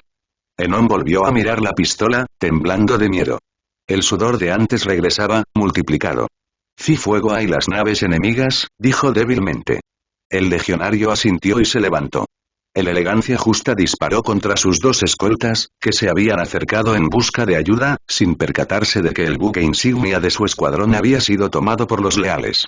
El resultado no se cuestionó cuando el crucero pesado desató su imponente arsenal. En 20 minutos, ambos destructores se encontraban a la deriva en el cinturón de Kiklos, convertidos en simples restos destrozados y llamas parpadeantes. Con las escoltas destruidas, Enon vio media docena de Stormbears emerger de una grieta en otro asteroide, dirigiéndose hacia su nave. Cuando los Stormbears aterrizaron, observó el sistema de imágenes integrado en su trono y vio cómo cientos de hijos del emperador emergían de ellos. No más de 40, y una mierda, pensó sombríamente. Pronto otro oficial, otro capitán, se unió al otro en el puente. Conversaron por el box, o eso supuso él, sin decir nada por los altavoces externos. Finalmente, le indicaron a la tripulación que se marchara. ¿Qué vais a hacer con nosotros?, les preguntó. No se dignaron a responder, simplemente los condujeron a una bodega de carga vacía varias cubiertas más abajo, los metieron a empujones y los encerraron. No era toda la tripulación, pues se contaba por miles, sino la tripulación de mando, los oficiales y los suboficiales de alto rango que podrían incitar a la rebelión entre la tripulación, quienes fueron enterrados. El sacerdote del Mechanicum y sus acólitos habían desaparecido. Enon dio por sentado que estaban muertos. Muchos tripulantes rezaban, muchos al primarca y a los dioses oscuros, aunque algunos al emperador. Enon sabía que debía detenerlo, pero no podía. Aunque los hijos de Fulgrim recuperaran la nave, él había perdido la vida en el instante en que los leales aseguraron su nave. Derrumbado contra la pared, con lágrimas calientes y saladas deslizándose por su rostro, el excomandante de la elegancia justa lloró como un niño. Eliona y Apilia, los soles gemelos que calentaban Chemos y proporcionaban al mundo crepuscular la escasa luz que recibía, desaparecieron cuando el crucero pesado capturado entró en la disformidad por un punto remoto de Mandeville. La nave dolía y suspiraba, pero no más de lo habitual. Los 4 tecnomarines que aún se hacían llamar hijos del emperador monitoreaban el motor, tanto de plasma como de disformidad. Solomon Demeter, antiguo capitán de la segunda compañía del primer milenio, frunció el ceño mientras la nave surcaba el Inmaterium. El navegante proclamó su lealtad al trono. La validez de su promesa se comprobaría al llegar a Terra. Pensar en el mundo del trono le llevó a la mente la bandera imperial Aquila, doblada y hecha jirones, que lucía en su armadura Mark IV Maximus. Era una de las dos que desplegaba su compañía. La otra era la de la Legión. Cuando la fiesta se convirtió rápidamente en una carnicería, quemó la bandera de la Legión, portando con orgullo la bandera de Aquila mientras animaba a sus hermanos afines a conseguir varias naves de desembarco para escapar. Ahora la portaba como recordatorio. De lo que una vez fue, de lo que fue y de lo que podría ser. El sueño de la unidad murió ese día, reemplazado por el fratricidio y la guerra civil, y el futuro era incierto. Golpeando su peto, bajo el cual reposaba la bandera, resonó con ella, afirmándose en sus ideales y esperanzas. Era un vínculo con una época mejor, una época más orgullosa de gloria y conquista. Ahora parecía la luz en la oscuridad, el escudo contra la locura. Era todo lo que tenía. Hermano, comunicó Saul Tarvitz, capitán de la 10ª compañía del cuarto milenio. Las insignias y los estandartes del architraidor han sido quemados, según las órdenes. Bien. ¿Cuánto durará el viaje? Demeter recordó su discusión sobre el navegante antes de encerrarse en su cámara protectora durante el viaje de Sieme. De 4 a 5 meses, posiblemente más tiempo dependiendo de si hay tormentas o mareas difíciles. Recibido, Solomon. Yo lideraré las patrullas de cubierta para asegurarme de que cualquier mutación o mancha sea eliminada. Muy bien, Saúl. Buena caza. Al terminar la comunicación, observó las pantallas de vacío y las gruesas ventanas de plexiglas. Vacías y cubiertas para evitar que la miasma de colores que representaba el Inmaterium llevara a un individuo a la locura y la condenación. El destino de los hijos del emperador persistía en su mente. A Terra. Al emperador. Al juicio. Cuando la elegancia justa emergió de la disformidad al espacio real, descubrió que habían transcurrido casi 7 meses. Se encontraba en el extremo más alejado del sistema solar, centro del imperio de la humanidad. A los pocos minutos de su llegada, escuadrones del Segmentum Solar atacaron la nave. Al ser identificada, el crucero pesado fue prácticamente destruido. Solo los rápidos comunicados astropáticos desde Terra evitaron tales acciones. En menos de un día, un escuadrón de naves de guerra del Puño Imperial llegó desde Saturno, liderado por una barcaza de batalla, y escoltó al crucero de la Tercera Legión hacia el interior del sistema. No fue una escolta de honor, sino de precaución. Se prepararon torpedos. Grupos láser, armas de lanza, macrocañones, cañones de plasma y más apuntaban a la elegancia justiciosa, listos para destruirlo en instantes a la menor señal de traición. En órbita sobre la Luna, 3 compañías de hijos de Horus lo abordaron, lideradas por el capitán Garbiel Loken, y se desplazaron con rapidez a puntos clave de captura. Encontraron a la tripulación mortal prisionera. Los Astartes, que portaban los colores, pero no el símbolo, de la legión del architraidor, se encontraban en el hangar y el puente. Sus armas estaban guardadas en armerías y no se atrevían a realizar ningún movimiento amenazante. Una vez asegurada la nave, las bodegas prisión fueron vaciadas de tripulantes mortales, llevados al sistema exterior en una nave de color gris austero. Allí, en un lugar seguro, la tripulación sería interrogada para obtener información sobre Chemos, el comandante de guerra, o cualquier otra cosa relacionada con las legiones traidoras, como el número de naves, las divisiones del ejército traidor y más. Mucha información era obsoleta e inútil, pero se les extrajeron piezas valiosas, quisieran o no. Toda la tripulación moriría durante y después de los interrogatorios, con sus cuerpos quemados en los hornos de construcción de los astilleros. Los marines espaciales corrieron una suerte similar. Enterrados bajo custodia en la ciudadela de Somnus en Luna, los hijos del emperador fueron examinados por las Hermanas del Silencio, un grupo de trabajo combinado de hijos de Horus, bibliotecarios del Puño Imperial y guerreros de hierro, y agentes inquisitivos que portaban el sello de Malcador. Aquellos que mostraban signos de corrupción mental, espiritual o física a manos del caos fueron apresados, para no ser vistos jamás. Sus hermanos lo aceptaron, sabiendo que no todos podrían escapar del oscuro legado de su primogenitor. 247 hijos se convirtieron en 239. Todos declarados verdaderos hijos del emperador por consentimiento unánime de todos los investigadores, leales en cuerpo, mente y alma. Un mes después de llegar a Terra, Salomón Demeter, escoltado por 10 custodios bañados en oro, recorrió el Salón de Len. Conocía la importancia de este lugar, residencia del emperador.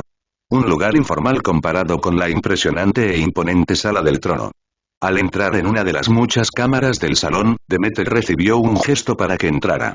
Obedeció la sutil orden, como si tuviera opción, y los custodios lo imitaron. Demeter sabía que lo encontrarían, pero la presencia del ser ante él era tan pesada como un mundo, tan impresionante como un cielo nocturno despejado y trascendental. El maestro de la humanidad, salvador de la humanidad, el emperador, se recostó en el trono de mármol blanco perla. Su rostro no era cruel, pero tampoco severo. Estaba surcado, pero no por la edad, sino por la sabiduría y la seguridad. A pesar de todos los intentos de Fulgrim por alcanzar la perfección, comparado con su padre, no era más que una pobre copia de lo verdaderamente perfecto en el universo. Siempre el emulador, no el real. Antes de saber lo que estaba haciendo, Demeter se arrodilló en sumisión al creador de su padre bastardo. «Levántate». El timbre de voz del emperador era profundo, pero no demasiado. Cumpliendo la orden, con la cabeza todavía gacha, esperó el juicio. «Mírame». Hacerlo fue difícil. Tal era la majestuosidad y el poder puro que emanaba de él. La mirada del emperador era como una espada, afilada y concentrada. La mente de Demeter no podía funcionar correctamente. Sus palabras ensayadas se atascaban en su boca, incapaces de escapar. Demeter. En una época antigua, donde la mitología griega antigua prosperaba, los griegos creían en la existencia de una diosa llamada Demeter. Era la deidad de la cosecha, la tierra fértil y el crecimiento. Qué apropiado que, más de 30.000 años después, conociera a otra Demeter, pero esta vez, una marine espacial de las legiones Astartes, una oficial que recordaba antiguos juramentos y votos hechos hace mucho tiempo. El emperador se levantó de su trono y se dirigió hacia Demeter. La mirada de Demeter se posó en el suelo, recordando que mirar el suelo ante sus pies era más llevadero que mirarlo directamente. Pero él se movió hacia adelante. Han sobrevivido a terribles pruebas, la traición de sus parientes y la muerte de la unidad, pero no todo está perdido. Los traidores se acercan, y nos preparamos. Se negaron a convertirse en un hijo de Fulgrim. Por eso tienen mi gratitud, pero ya no son los hijos del emperador. Ese nombre está demasiado asociado con el hijo descarriado. Provocaría que otros los miraran con desconfianza y odio. El emperador posó su mano sobre la cabeza de Demeter. El calor y la energía vibrante del aire inundaron al legionario. Arrodillarse. Cayó al instante, con la cabeza aún gacha. El sonido de una espada al ser desenvainada resonó en la cámara. Una hoja de un rojo dorado descansaba sobre su hombro izquierdo. No eres un hijo ni un niño, sino un paladín. Estarás aquí cuando llegue el architraidor, y defenderás a los débiles, lucharás por la justicia y desafiarás a las hordas de la ruina. La espada movió del hombro a la cabeza y de nuevo al hombro. Cuando terminó, el emperador dijo: levántate, paladín imperial. Conviértete en el Demeter de la nueva era. Así lo hizo. Impulsado también por sí mismo, intercambió miradas con su redentor. Supo qué decir en ese momento, viniendo a él con una lucidez que no había tenido en más de un año. ¿Cómo puedo servir? A Saul Tarvich le seguía doliendo la cabeza, consecuencia de una revisión exhaustiva. Aunque tenía varias semanas, su cráneo aún latía, y los cirujanos y boticarios le habían asegurado que el dolor desaparecería con el tiempo. No le importaba mucho el dolor. Le recordaba que era humano, a pesar de su potencial. Y los humanos eran seres imperfectos, débiles a su manera. Mientras Solomon se encontraba en Terra para conversar con el señor de la guerra, los pretorianos y otras autoridades, aguardó en Luna con los demás antiguos astartes de la Tercera Legión. No solo los que habían llegado con él, sino también los que habían escapado en naves espaciales con capacidad de disformidad cuando el festín se convirtió en purga, así como otras bandas aisladas de hijos del emperador que habían llegado al mundo del trono. Su número combinado superaba ya los 400, aunque apenas. Al dirigirse a sus aposentos, se cruzó con drones de artillería, hermanas y otros que aún los vigilaban. No los culpaba por su persistente cautela. Si 8 primarcas podían traicionar a su padre, sus hijos serían sospechosos. Era lógico. Después de un rato, llegó a su puerta. Al abrirla, notó la diferencia al instante. Sobre un perchero en el centro de la habitación había una armadura gris Mark IV sin pintar, sin librea ni sellos. Al acercarse, se preguntó: ¿qué es esto? Eso, dijo una voz desde las sombras, es tu futuro. Girándose rápidamente, con la mano en su espada de combate, se relajó al ver al que le hablaba emerger de entre las sombras. Su mano apretada se elevó hasta el peto en señal de saludo. Con una ligera reverencia, habló con tono respetuoso. Señor regente. Una vasta armada surcaba el vacío, acercándose al final de su misión. Encabezadas por la Lágrima Roja, nave insignia del primarca Sanguinius de los Ángeles Sangrientos, las naves imperiales contaban con barcazas de batalla destructoras de mundos, acorazados destructores de flotas, cruceros de todo tipo, destructores y fragatas. Miles de interceptores del vacío volaban en formaciones de vuelo, escoltando a las naves de guerra hacia el cuarto planeta, Bellanor. Al pasar las naves por el quinto mundo, un mundo de tormentas y lluvia ácida, legionarios de los ángeles sangrientos, portadores de la palabra, salamandras, hijos del emperador, devoradores de mundos y la guardia de la muerte se preparaban para la batalla que se avecinaba. Algunos revisaban sus armas. Otros meditaban, mientras que otros permanecían en sus salas de estrategia, repasando las idiosincrasias y tácticas de los amos de la noche empleadas durante la Gran Cruzada para superarlos en combate. Mientras la mayoría de los legionarios se preparaban, los primarcas y sus círculos íntimos elaboraban un plan de batalla para aniquilar por completo a la mortífera Octava Legión. Sanguinius, como comandante de la Armada Imperial de Retribución, habló con sus hermanos, exponiendo la importancia de lo que estaban a punto de hacer. Todos sabían que significaría la destrucción de una legión, la muerte de un hermano, y todos sabían que lo que estaba por venir era necesario para la humanidad. Pasó otro día hasta que la armada entró en órbita alta sobre Bellanor IV, con su plan de batalla creado y finalizado. Las cápsulas de desembarco estaban preparadas, las naves de desembarco cargadas de combustible y armadas, y los recursos del Mechanicum estaban listos. El ángel dio la orden. Decenas de miles de marines espaciales cayeron al mundo inferior. La galaxia nunca volvería a ser la misma.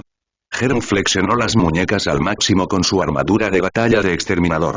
Una tradición que había heredado de la muerte, agradecido de que solo sus hermanos Mortis estuvieran presentes, permitiéndole mostrar una vieja costumbre. Así, nadie reconocería su antiguo tig ni lo asociaría con el hombre que una vez fue.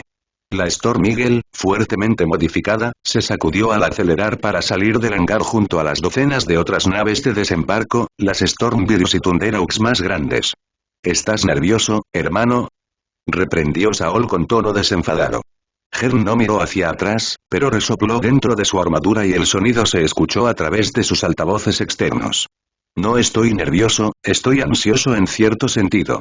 ¿Quieres decir con ganas de poner los pies en la tierra? Eres muy perezoso, bromeó Pekel.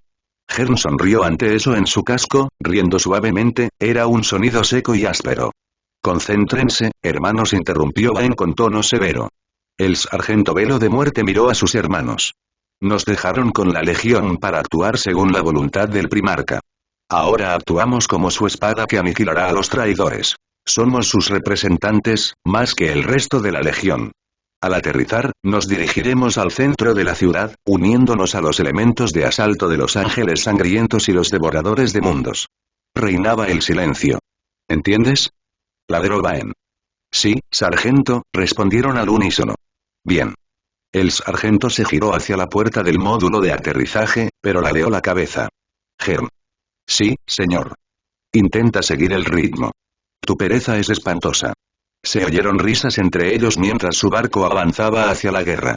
Joe permaneció inmóvil en el puente de mando de Endurance, un recordatorio constante de a quién representaba y la autoridad que conllevaba.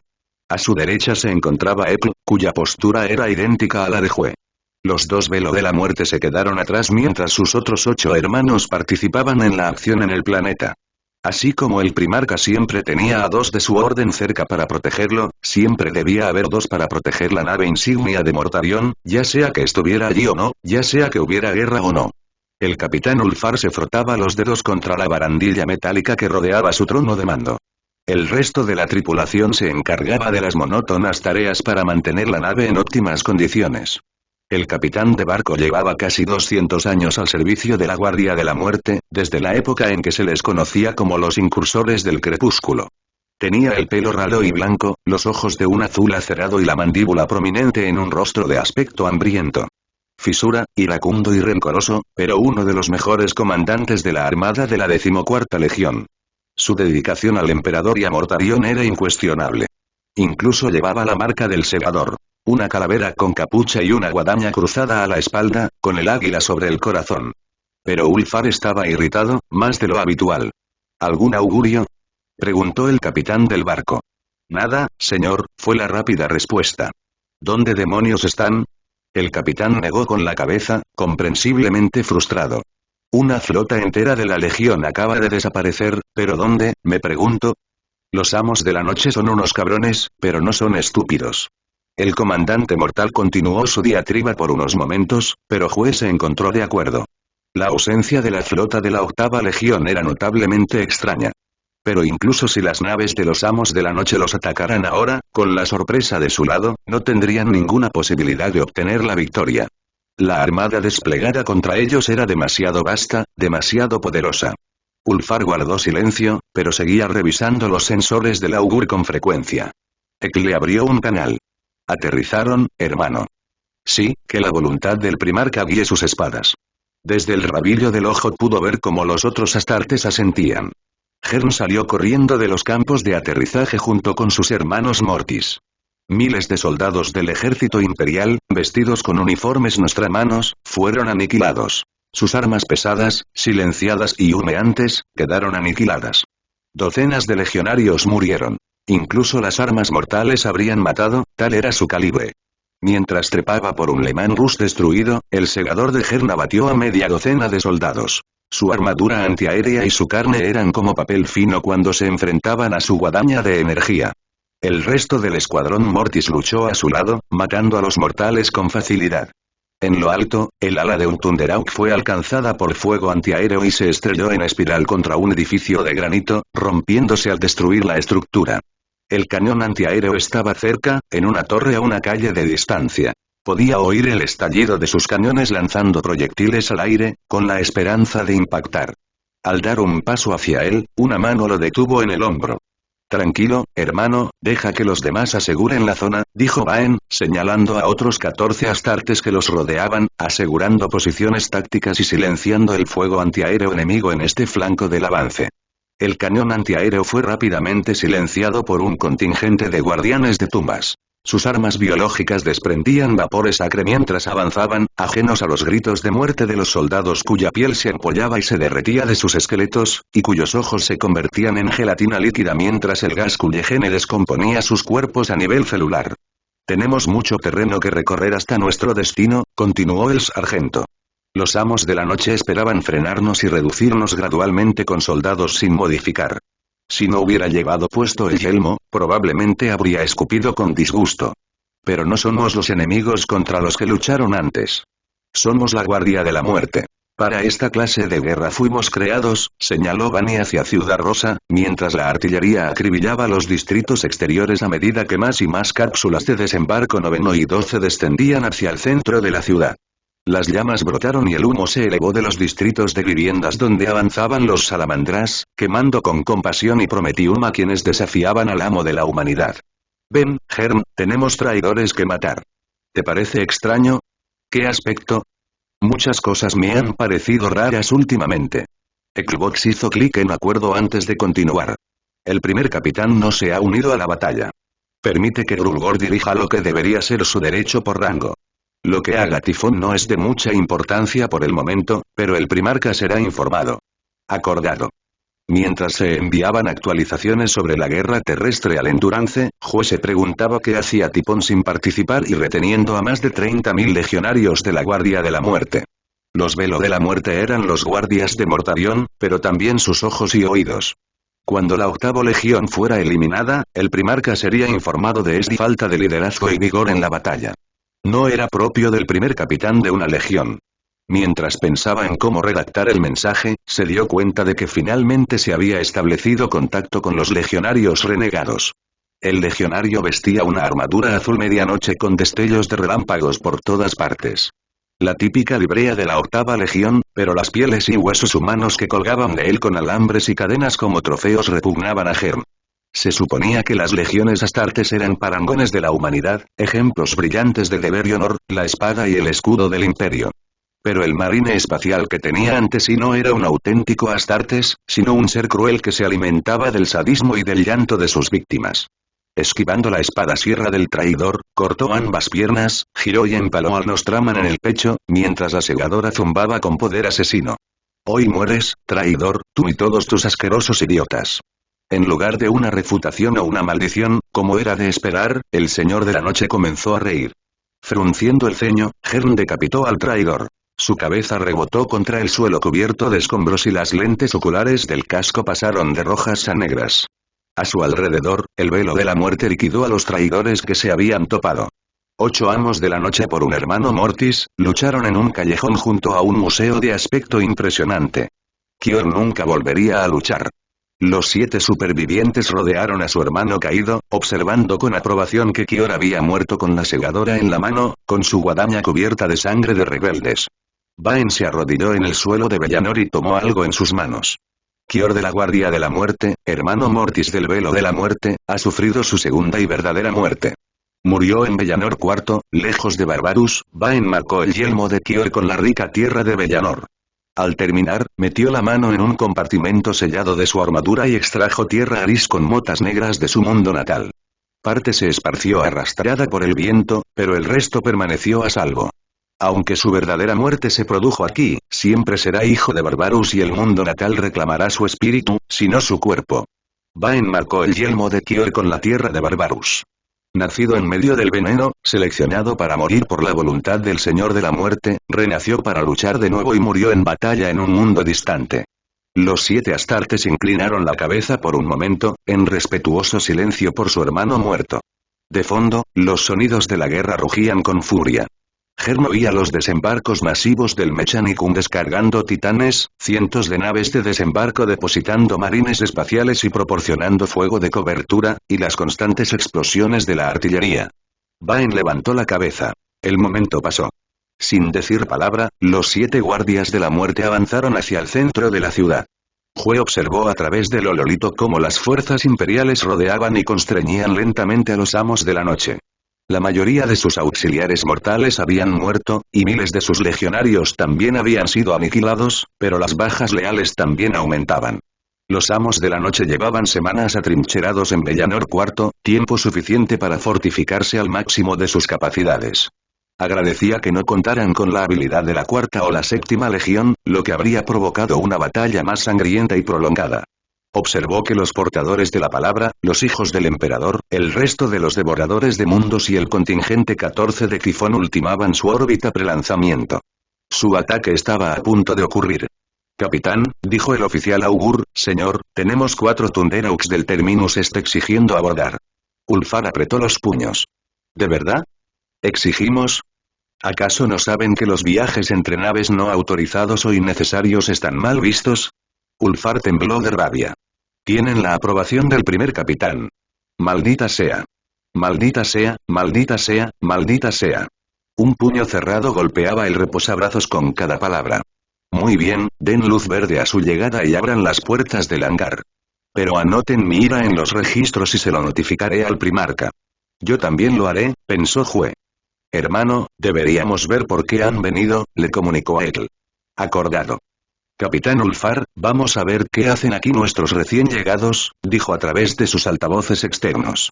Sí, señor, lo vigilaré desde aquí. Admitido. Salieron del puente, rumbo al hangar. Las preguntas les ardían en la mente, junto con el enfado. Baen y sus hombres se arrodillaron ante el primarca.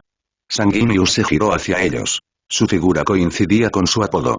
Lord Sanguinius, hemos venido a luchar junto a usted para eliminar al acechador nocturno. A pesar de que su armadura estaba sucia y abollada por el combate, y su espada cubierta de sangre seca, el ángel era magnífico. A su lado se encontraban el primer capitán Raldorón, con su armadura roja, y Azcayón, con su armadura dorada. Cientos de legionarios, oficiales y hermanos de batallas movían por el centro de mando temporal. Los astartes de la Guardia Sanguinaria vigilaban atentamente cualquier amenaza para su padre. Se instalaron Vox, que recibían y enviaban órdenes a las fuerzas de la 9ª Legión mientras avanzaban para la matanza. También se escuchó la coordinación con las demás legiones. Las salamandras y la Guardia de la Muerte aseguraban los flancos y ampliaban las zonas de desembarco para la segunda oleada. La voz del comandante Grulgor se oía entre la cacofonía de voces. Sanguinius los miró, cabello dorado y penetrantes ojos azules contrastaban marcadamente con su cabello oscuro y sus ojos oscuros, aunque estaban cubiertos por un casco. Muy bien, puedes acompañarme. Si mi hermano estuviera aquí, sin duda querría estar en el meollo del asunto. Lamentablemente, está en Terra, pero estoy seguro de que sus hijos elegidos lo representarán con honor. Sí, Lord Sanguinius, es lo que nuestro padre querría. Entonces ven, lucha a mi lado, lucha por Mortarion y el emperador. Durante más de una hora, el escuadrón Mortis luchó junto a los ángeles de Baal. Las posiciones de los amos de la noche fueron superadas, pero su número y coordinación aumentaron a medida que los imperiales avanzaban hacia Ciudad Rosa. Cada calle tomada, cada manzana asegurada, cada unidad de vivienda despejada, dejaba cadáveres de ambos bandos. En una de esas calles, Germ vació su pistola Volter, el último cargador, contra 2 amos de la noche que estaban demasiado lejos para su segador. Sus armaduras se deformaron y la carne y los huesos se rompieron, mientras las vísceras manchaban el suelo. Con el rabillo del ojo, vio a un amo de la noche caer de un arco, corriendo hacia donde el primer capitán Raldorón estaba comprometido con otros 2 traidores, con la atención puesta en ellos y vulnerable por detrás. Germ alzó su segador y lo lanzó hacia adelante. Giró en espiral por el aire, de punta a punta. Empaló al amo de la noche a solo unos metros de Raldorón. El ángel sangriento eliminó a sus 2 asaltantes y, al girarse, vio a un legionario empalado en una guadaña cerca de él. Asintiendo en agradecimiento a Germ, el primer capitán avanzó por la calle, donde el combate cuerpo a cuerpo continuaba encarnizado. Tras recuperar su segador, Germ recogió munición de perno del Nostramano. Reabastecido, se unió a la refriega. Por el comunicador escuchó las palabras pronunciadas por Fulgrim que darían forma a la galaxia. Segunda ola entrante. Mientras Hue y Ek se acercaban al hangar, recibieron el anuncio de Fulgrim sobre el comienzo de la segunda oleada. Por fin, le dijo a Ek. En efecto. Se tomaron su tiempo. El Endurance era un buque de guerra de clase gloriana, y su tamaño coincidía con su potencia, lo que resultó en que su viaje durara más de media hora. Los dos llegaron al hangar tras la llegada de las 4 Thunderhawks. Desde su posición estratégica, varias cubiertas más arriba, vieron a 80 marines espaciales de la Guardia de la Muerte formarse en filas, con la hombrera izquierda de un extraño color negro. La tripulación del hangar se movió para reabastecer las naves. Un acólito del Mechanicum se acercó a los legionarios. Por un instante, parecieron esperar, ajenos a las preguntas de los acólitos. Cuando el intercambio de mensajes desde la superficie aumentó repentinamente, el comportamiento de los legionarios cambió. El oficial de mayor rango, un teniente, levantó su pistola cerrojo y disparó, matando al acólito. Eckl y Hue se quedaron paralizados ante aquello, paralizados por una conmoción momentánea. Los otros 14 marines espaciales comenzaron a aniquilarlos a todos en el hangar, dispersándose para asegurar la zona. Por el comunicador, pudieron oír a Ulfar preguntando qué estaba pasando, mientras que desde la superficie, informes de la primera oleada siendo masacrada por la segunda inundaban la red de comunicadores. «Traidores», susurró. «Entre los nuestros», siseó Eckl. «Debemos defender este barco», afirmó sin rodeos. «No podemos luchar contra todos. Solo somos 2 contra 8 escuadrones. ¿Qué hacemos?» Los pensamientos de Hue corrían a toda velocidad. Eckl no era un cobarde, sino un realista. Si toda la escuadra de Mortis hubiera estado allí, habría habido una oportunidad de detenerlos de alguna manera, pero 2, incluso el velo de la muerte, contra 80 astartes completamente armados sería su muerte, innecesaria y desperdiciada. Hue sabía lo que tenían que hacer. El velo de la muerte tenía muchas contingencias relacionadas con la nave insignia, y un grupo de abordaje con ventaja numérica era una de ellas. Protocolo 17. Eckl lo miró sorprendido, pero su postura se suavizó. «Es nuestra única oportunidad». Hue asintió, conectando con Ulfar.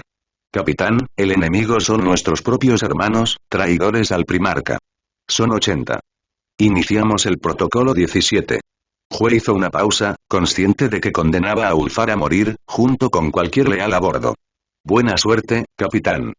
Cortó el enlace, dignándose a usar un lenguaje manual codificado, y los 2 legionarios abandonaron el hangar y se adentraron en las entrañas del Endurance. «Buena suerte, capitán». La comunicación se cortó y Ulfar entrelazó los dedos. Él, y solo él entre las tripulaciones mortales y la mayoría de la 14, conocía los protocolos, y mucho menos el protocolo 17. El 17 solo debía activarse si el contingente de astartes del Resistencia no tenía ninguna esperanza de detener a los atacantes y si la nave insignia caía sin dudarlo. Los astartes en cuestión se retirarían a las entrañas de la nave, escondiéndose y esperando la oportunidad de contraatacar cuando se presentara. Ulfar sabía que moriría hoy. Tifón traicionó a su padre y a la Legión, por razones que desconocía, pero el capitán sabía que no vería otro día. Pero, pensó con una sonrisa, eso no significaba que moriría inútil. Navegación, llévanos hacia la terminal este. Armas, listos los torpedos y los cañones de energía. Llévenos, inutilicen o destruyan cualquier nave que se interponga en nuestro camino. No tenemos mucho tiempo, gente, así que muévanse. Quiero escudos de vacío al máximo y quiero toda la velocidad posible. El puente se volvió frenético con la actividad, las tripulaciones moviéndose de un lado a otro, los oficiales gritando órdenes a sus subordinados y el zumbido de los motores aumentaba a medida que ganaban velocidad, dirigiéndose hacia el grupo de trabajo de la Guardia de la Muerte centrado en Terminus Est. El vacío entre las 2 naves de guerra, y también a su alrededor, se llenó de fuego de armas, interceptores y bombarderos. Ulfar vio cómo se desarrollaba la guerra en el vacío a medida que la situación en tierra lo alcanzaba. Vio a la traidora Guardia de la Muerte luchar junto a los devoradores de mundos, los hijos del emperador y los portadores de la palabra. Docenas de naves ya estaban destruidas o agonizando. Las escoltas absorbían el intenso fuego enemigo mientras cubrían las naves capitales, ganando tiempo para desplazarse a mejores posiciones defensivas. Desde Bellanor V, el mundo ignorado por la Armada al pasar, cientos de nuevas naves espaciales emergieron, con sus fuerzas de la Legión transmitiendo los códigos de identificación de los amos de la noche.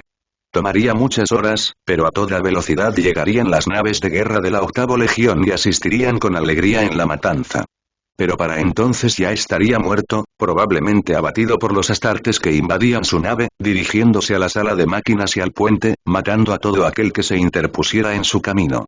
Aunque sus hombres y mujeres morían con facilidad, sintió orgullo cuando los armeros de su nave le comunicaron que 3 de los bastardos transhumanos que rompieron su juramento habían sido abatidos por armas pesadas, pero no fue suficiente. Mientras el Endurance surcaba la órbita alta de Bellanor, 8 naves que se habían topado con su camino quedaron como restos humeantes que cayeron en llamas sobre el planeta. Un crucero de batalla, un crucero pesado, 4 destructores y 2 fragatas pertenecientes a los renegados ardieron con furia vengativa. La Terminus no disparó, ni tampoco ninguna de las otras naves capitales cercanas. Querían capturarla, no destruirla. Ulfar sabía que combatirla llevaría tiempo, ya que las naves de su clase requerían una potencia de fuego abrumadora para siquiera aniquilarla, pero tenía que esforzarse. Pero, por desgracia, no sería así. Las puertas del mamparo fueron destruidas por un plasma ardiente, y entró un escuadrón de legionarios traidores. Mataron a la tripulación a toda prisa, a puñetazos y espadas, pues no querían arriesgar los cogitadores ni otros valiosos componentes electrónicos. El sargento se acercó a él, sujetándolo por el cuello. Mientras se ahogaba, Ulfar alzó su pistola láser y disparó, dejando una marca de quemaduras en el yelmo, que apenas dañó la ceramita. Ulfar logró gritar desafiante. Por Mortarion y el emperador. Antes de que le rompieran el cuello y lo lanzaran a un lado. Habían pasado 12 horas desde que comenzó la masacre, 12 horas de muerte y traición a una escala tan vasta que fue la primera y mayor de su tipo experimentada por las legiones astartes. Sanguinius había liderado a los leales en la toma del espaciopuerto de la Serenidad y ahora estaban evacuando Bellanor. El Ángel y el Señor de los Drake lucharon en el frente, conteniendo las oleadas de traidores y permitiendo que más de sus hijos y aliados escaparan. No todos lo lograrían, pero esperaban que suficientes lo hicieran. Hern y sus hermanos se encontraban en un almacén desmantelado cerca de las afueras de la ciudad, lejos del puerto espacial y de la evacuación. Escapar era para otros. Ellos tenían una misión diferente.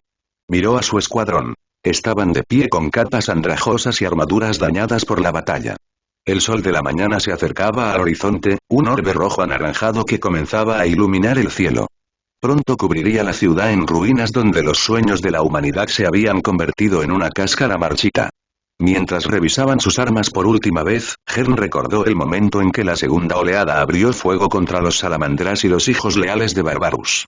Decenas de miles de ambas legiones murieron entonces, y muchos más en las horas siguientes. La escuadra Velo de Muerte había luchado junto al Ángel en el asalto al espaciopuerto, pero sabía que su camino terminaba allí. El primer capitán, el elegido de Mortarion, había traicionado todo por lo que había luchado y sangrado durante más de un siglo. Semejante afrenta, semejante traición, no podía quedar impune mientras aún tuvieran aliento. Por lo tanto, se separaron de los demás, despidiéndose de hermano y primo por igual para dirigirse a las afueras de Ciudad Rosa. No muy lejos se encontraban las zonas de desembarco de los traidores. Fue allí donde se localizó a Tifón, confirmado por transmisiones interceptadas. «Vámonos», dijo Baen, el primero desde que dejó Serenity.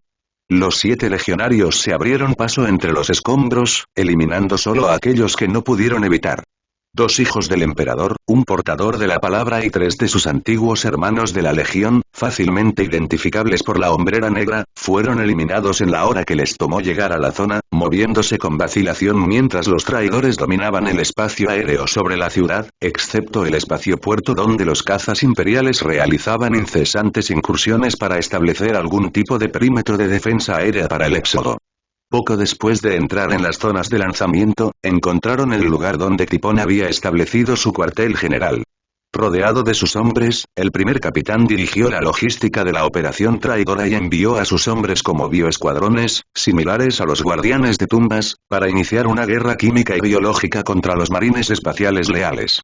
Sorprendentemente, Tipón llevaba a la espalda el segador de hombres del padre adoptivo del primarca, Silencio. Ver semejante reliquia de la legión, admirable y debatida, pero jamás utilizada por ser el símbolo y arma de un implacable señor Xenos, era una exageración para ellos. Portar semejante arma significaba sentirse superior a Mortarion, quien se negaba a portar esa guadaña de odio, codicia y muerte innecesaria, un arma que simbolizaba la opresión y explotación alienígena de Barbarus, que había perdurado durante incontables generaciones. Hacerlo era creerse superior al Lord Segador, superior a sus nobles ideales, y eso enfurecía a sus leales hijos. Cuando salió el sol, como los antiguos Dust Raiders, atacaron. Rápida y brutalmente abrieron camino hacia Tifón, aniquilando a quienes se interponían en su camino. Al pasar junto a depósitos de suministros o vehículos, lanzaban granadas y cargas de fusión, destruyendo todo lo que podían alcanzar. Cada rifle, espada y vehículo roto o destruido era uno menos para usar en la guerra que sin duda arrasaba las estrellas. No era mucho, pero la Guardia de la Muerte era metódica en la guerra. Desangrar al enemigo de suministros y efectivos era crucial para sus imparables asaltos, y esto se notaba en el instintivo lanzamiento de granadas y cargas. Los 7 Velo de la Muerte portaban la armadura táctica Dreadnought Cataphractii, obsequiada por el mismísimo Señor de la Muerte tras su primera muerte y ascenso a su singular hermandad. Ignoraban las balas que habrían matado a cualquiera con menor protección. Pero la enorme cantidad de enemigos a los que se enfrentaban, provenientes en mayor medida de otras zonas, empezó a pasarles factura. Pekel recibió 3 docenas de disparos de virote antes de caer muerto. Kernser fue el siguiente. 3 de los traidores habían encontrado los puntos débiles de su armadura con sus espadas. Tinalk fue el siguiente, seguido por Burn, y finalmente Saol, quien murió con una maldición en los labios y enemigos muertos bajo sus botas, tal como él lo hubiera deseado. Baen y Hern eran los únicos que quedaban y se acercaron a Tifón, quien observaba cómo los 2 Velo de la Muerte se acercaban a él, sin provocar el silencio. Estaban cerca, pero la oleada de enemigos se intensificaba. No lo alcanzarían. César. A la orden del primer capitán, los demás legionarios se retiraron rápidamente, creando espacio abierto para Tifón y los 2 marines espaciales que portaban segadores. «Luchas bien», elogió Tifón, quien se acercó a ellos con paso tranquilo. Hern y Baen se prepararon para la carga, esperando que su enemigo usara silencio, pero Tifón alzó la mano. «Luchas bien, pero no puedes ganar. Eres débil donde debes ser fuerte, cegado por falsedades y lealtades infundadas». Una energía verde enfermiza comenzó a formarse alrededor de la mano alzada de Tifón. Ver tal hechicería los enfureció y alarmó, y emprendieron su ataque. ¿Qué es la fuerza de las armas comparada con un poder como este?, murmuró Tifón. La energía verde y enfermiza los azotó, envolviéndolos en su repugnante abrazo. El poder de la disformidad los invadió, filtrándose por las grietas de sus armaduras e infectándolos por los poros. Tumores, cánceres y más comenzaron a crecer rápidamente por todo su cuerpo. Hern sintió arcadas, no pudo evitarlo. El vómito cubrió el interior de su yelmo, la visera también, y el silbido provenía de su saliva ácida. Su fisiología genéticamente mejorada intentó combatir la infección, pero se enfrentó a algo originado en un mundo bañado por las energías condenatorias del Inmaterium, y no tenía ninguna esperanza contra ella. Mientras ambos hermanos Mortis forcejeaban, sus armaduras adquiriendo tonos de verde enfermedad y negro muerto, el primer capitán ladeó la cabeza. Interesante, ambos parecen bastante resistentes. La mayoría ya habría muerto, o lo habrían suplicado. Se arrodilló frente a ellos, no con respeto, sino como un científico observando una nueva hipótesis en acción. Sangre contaminada comenzó a gotear de sus ojos, nariz, oídos y boca. El forcejeo ahogado reveló que Baen sufría lo mismo. Tifón se quitó los cascos y el aire presurizado silbó en ráfagas contaminadas. Al mirar al sargento, este parecía tan mal como Hern, pero Tifón pareció sorprendido. Muy resistente, sobre todo usted, sargento Baen. Eso es realmente interesante. El primer capitán sacó su cuchillo de trinchera barbariano dentado, cubierto de venenos exóticos. Uno muere, y el otro vivirá a mi servicio, al menos por un tiempo. ¿Quién será? El oficial de cabeza descubierta los miró a ambos. Tras un momento, asintió. Sí, por supuesto. Caminó hacia Hern, con la hoja clavada en su garganta desnuda, y le cortó la yugular. Mientras sentía que la sangre lo abandonaba rápidamente, que su cuerpo comenzaba a apagarse y que la visión se oscurecía por los venenos, Hern oyó a Baen gritar de rabia hasta que el sonido de la armadura contra la carne llegó a sus oídos. Los gritos se calmaron, pero no cesaron. Baen siguió rugiendo, probablemente con la mandíbula rota. Llévenlo al Terminus Est. Tengo mucho que aprender de él. Hern vio a 4 legionarios arrastrar a su sargento y cuando llegaron a un Stormbird, su visión se había oscurecido por completo y la segunda muerte lo recibió en sus mórbidos brazos. Esto es todo. ¿Está seguro? Jue miró a él. Sí. Jue introdujo el código de la puerta y ésta se abrió lentamente. Tras entrar en la cámara, la cerraron. El clic y el sonido metálico del mecanismo de cierre resonaron suavemente.